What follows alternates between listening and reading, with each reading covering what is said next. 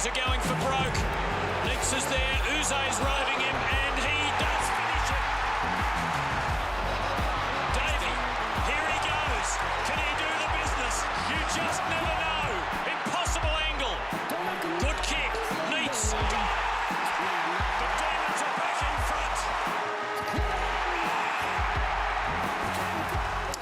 Nathan Jones played in his first and only victory in a final 201 games ago in his 7th match as an AFL player. And for the first time in a decade, he probably feels as if he's in a position to dream once again. He joins us on the couch. Welcome to you, Jonesy. Yeah, thanks for having me, guys. It must seem a long, long time ago with a lot of downs in between, but all of a sudden now, things look as if the wheel has turned. Yeah, it does. You know, that obviously brings back some memories. Only my 7th game, and yeah, look, I didn't get much of the ball that night, but it was a fair experience playing against St Kilda, who I'd barracked for, and getting the win. And since then, you know, 10 or 11 years have passed, and we haven't had too much success. But as you said, I think there's been some promising signs over probably the last 12 or 18 months, and it's been a relatively exciting start to this season. Can I ask you about the weekend? 32 points was the difference, but I thought you were a bit closer to the Bulldogs than you were. What was your thoughts on the defeat? Yeah, look, I think we were obviously disappointed not to get a result, and probably in the end not to be a little bit closer. But I think, you know, I guess initially after the game, the frustration sort of comes out. But having a bit of perspective, sort of 24 hours after the game, they're probably a top 4 side. And on the weekend, I think we played our youngest and most inexperienced side across the competition. So they were number 1 in contested possession on the weekend. I think we were sitting about number 4. And you know, I guess after the game, you sort of sit back and look, you know, for where we're at in our journey, you know, the age group and demographic of our list, we've still got a long way to go. And to compete consistently with a side like that, you know, I expect the Doggies to finish top 4. And, you know, I think it was a great experience for our team to play a team of that calibre in some of the areas that we really value. And obviously we respect them greatly with how they go about their footy. And it sort of showed us to the level that we have to try and get to. And obviously that was defensively is a big part of the Bulldogs. That's where they've really improved on this year. If they can defend Etihad Stadium, we think that's probably the hardest ground to defend on. Was that noticeable for you, coming out, how frantic they are in defence and how much pressure they put on? Yeah, I think a lot of that comes around the contest. You know, I think that statistically they're that far ahead of everyone in contested possession. I think that their pressure and how ferocious they are at the contest forces those sort of balloon balls, and it's difficult to get, you know, really clean entries inside forward 50. And then they've got some terrific backs that can come off 1.5 man, intercept mark, these kind of things.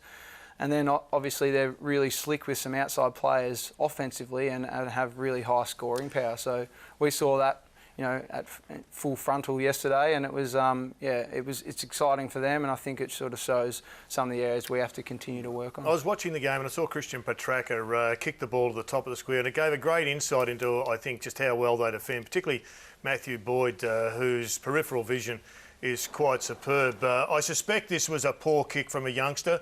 I imagine you want to go down the skinny side and not kick it to this high side. But look at Boyd's vision. He knows he can see the 2 players where Petracca thinks, I'll do that, and he just mops it up and says, young bloke, there's a little bit more to be learnt. Have you had some, I guess, feedback to Petracca on that particular kick? Yeah, I think it probably also highlights the work rate of the Dogs. I think by looking at that piece of vision, they've got more numbers back, and their defence works with 18 men, you know.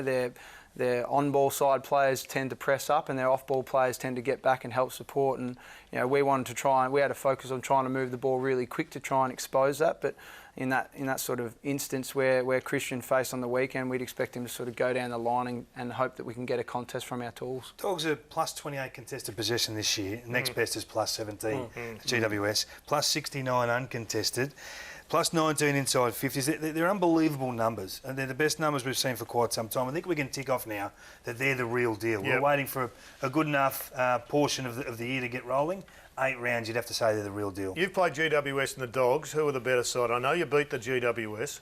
Yeah, it's sort of hard to say with GWS. I don't think they're up and going as much as they are right now, but you know, I think after yesterday we've also played the Kangaroos, which we went pretty well against, but I think, you know, from my point of view, I think the Doggies are the real deal at the moment, particularly if they work around the contest. Okay, you saw Kingy's thoughts on the Diamond D, let's have another look at it and get your thoughts on it. Some great work by you, Key.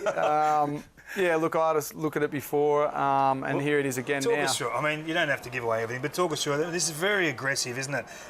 Is the strategy to get 8v6 in the middle or 9v6 if you can with a half forward running in and just trusting your back four there? Yeah, well, we're putting a lot of emphasis on our contest in the middle of the ground, obviously, and we feel, particularly against the doggies on the weekend, they're so good around that contest area. We wanted to try and outnumber in the situations where we could, and that the centre bounce there presented that opportunity with our half backs. But it's sort of something we've been tinkering with over probably the last few weeks, and on the weekend we probably went a little bit more aggressive due to the numbers that you mentioned with the Bulldogs. Has it been noticeable a more aggressive approach on offence this year?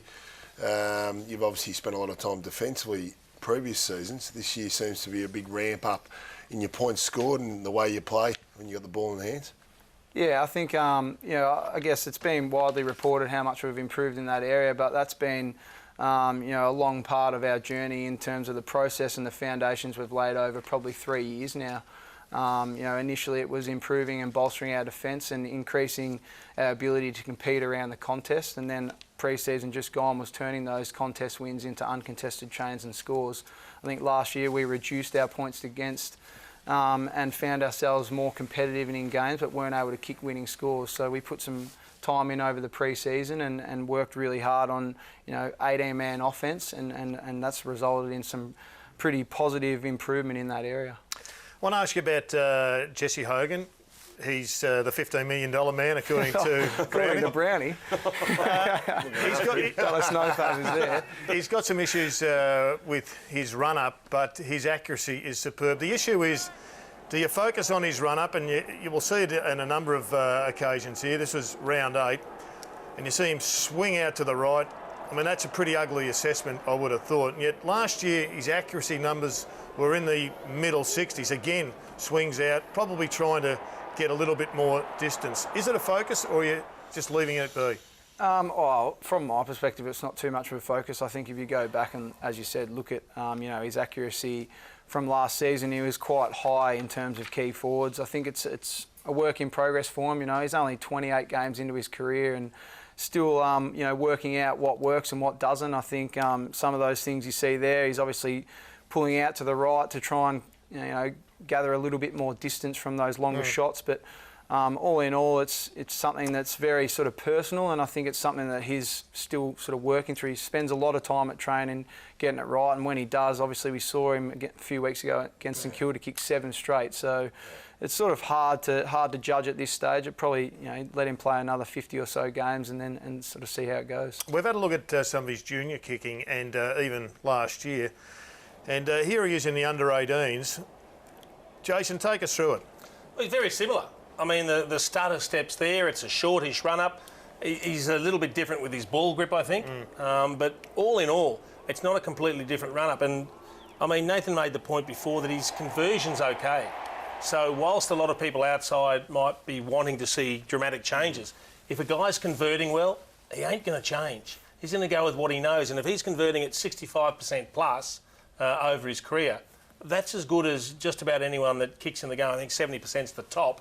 But I think we take it, if you can kick 2 out of 3, 66%, you're a very efficient kick. He's not far off that, so he doesn't need to do a lot. Just got a question. Do you think, though, it's a problem how he veers out to the right, especially for those long kicks? Well, he only does it for the long ones because he's outside his kicking comfort zone. Now, look, he does a number of things that I ideally wouldn't like to see, but you let him go with it because he's comfortable and he's converting, so I don't think we need to make as big a deal of it as perhaps a lot of people are. Now, Jonesy, you've obviously been whacked around the chops the last 10 years. You're a struggling side, of course, but are you trying to get a little bit back now over the journey? We saw a bit of footage a few weeks ago against Richmond, and after the game, you just reminded Jack Rewalt of maybe some of the past sledges that went on. What's happening there? Requires some explanation, and proper explanation. Oh, no, look, there was a fair bit of banter in the game, obviously. Actually, at one stage, Jack had Jack Viney and myself both in a headlock and was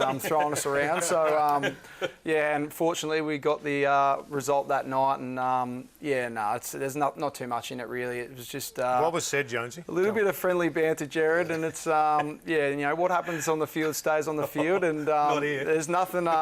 There's nothing untoward. So obviously Jack's been bagging you for 5 years. Who else is on the there hit might list? be a few more. I've got a long memory, but look, it's all stays on the field, and as far as I'm concerned, Jack and I, flushed it out there, and it was all in good spirit. Can I ask you about yourself? This year I've been watching your returns quarter to quarter. Your first halves, often you've been 17, 18 possessions. Second halves dropping right back. Have you personally struggled with the rotations? No, it's been an interesting one. I have struggled early, particularly probably the first 6 rounds in managing my body. I think obviously having my injury last pre-season with my neck, I didn't really get involved in sort of main footy training until post-Christmas, so probably late January. So I've got some vision of your X-rays here, which it was cutting edge surgery. That there is clearly some sort of false disc. What is it? I had a prolapse disc for the entire season last year, and I ended up opting for artificial disc surgery post-season in, I think, between C5, 6 vertebrae. So, it was an interesting recovery. Throughout my career, I haven't had any serious injuries, touch wood. And, post-season last year, I came to the decision of trying to jump on an issue that had sort of hampered me for the entire year. And what were you feeling symptomatically through the year? Initially, it was pretty acute pain in my neck, depending on the movement and the position that I got myself in. But a few cortisone injections got me through and reduced the pain. But as the year went on, with the pressure that disc put on the nerve, I ended up losing quite a lot of strength in the left side of my shoulder and arm. So did it affect the muscle bulk or perhaps the darkness of the tattoos? No, I think I've got it back now. It hasn't affected the tattoos at all, but it's taken some time to rejuvenate, and it's it was an interesting sort of process to go through. A lot of people have been fascinated by the partnership and the handover arrangement between Paul Roos and Simon Goodwin. I think we know the background of Roosy, but can you tell us about the Simon Goodwin impact and how that's played out throughout, in particular, this season at Melbourne? Yeah, look, I think it's, from my point of view, being inside the club, seeing it work day to day, I think it's going terrifically. I think, Roosy's obviously the senior coach at the moment. We saw, Goody gain some experience through the NAB Challenge Series. It sort of opened the eyes to the players of, what it's going to look like beyond Roosy. But in the end, we've got a handful of coaches that are all on the same page, all educating our playing group and all teaching us, the way we want to play footy. And Roosie and Goody see the game fundamentally the same way. I'm assuming there'll be some tinkerings in terms of when Goody does take over, but I think Goody's fallen back into the that offensive coordinating role, and he's taken control of our offense this season and can be credited for the improvement in our scoring. Is it more fun kicking more goals? Oh, bloody oath, mate! I haven't, even though it's not, it hasn't been the perfect season by any means, but I think you only have to come and watch us play. I think our playing group looks like they're excited, they're up for the challenge, and we feel like we can win when we play at our best, and it's. I had a ripping time the week before when we beat Gold Coast and we kicked 24 goals. And even though we lose on the weekend, I think we were up for the challenge to face one of the better teams in the competition. So it's an exciting time down there. We're well aware of where we're at and where we've got to improve. But, I'm definitely loving my footy at the moment. Imagine where they'd be with Jake Stringer in the team. It's unbelievable. We ask all of our guests that come in. This is going to be a tough sell tonight, to be honest. Run with it. Jesse Hogan or Jake Stringer, if you had to build a side around one player, which would it be? And you saw him firsthand the weekend. Oh. Well, I'm biased to my surfing buddy Jesse Hogan, so I'm picking him. I'll be surprised if you didn't, Jared, but I'm a massive Hogan fan. I'm very glad you brought up surfing. You are a keen surfer, a few of the boys are. You surf with this bloke a little bit. Yeah, a little bit. So if we're scoring the rides, if we're scoring the waves, look at that. if we're head-to-head in the World Surfing League, who wins between you and Jared? Be careful, Jonesy. Jared's got me covered. That's not what I'm hearing. He's the man of steel. Well tried. Now, is it true, though, every time you boys surf on a Tuesday, you win, And every time you don't surf, you lose. Surely you're going surfing tomorrow. Look, after yesterday's game, it was one of the first things James Harms and Jesse and myself said in the change rooms was we missed the surf last week, so we're back on the bike tomorrow, that's for sure, and hopefully that results in a win this Where will weekend. you be, Jerry, tomorrow? I'll be just watching, and He's mentoring the Demons down at Wiki. I'll be expecting Paul Roos to show up tomorrow. Jonesy, good luck for the rest of the season. 4-4, you're in a pretty good spot, and it was actually good to see you smiling on a game or two throughout the season. Thanks for your coming. Thanks for having me, guys. Appreciate it. Nathan Jones, our special guest.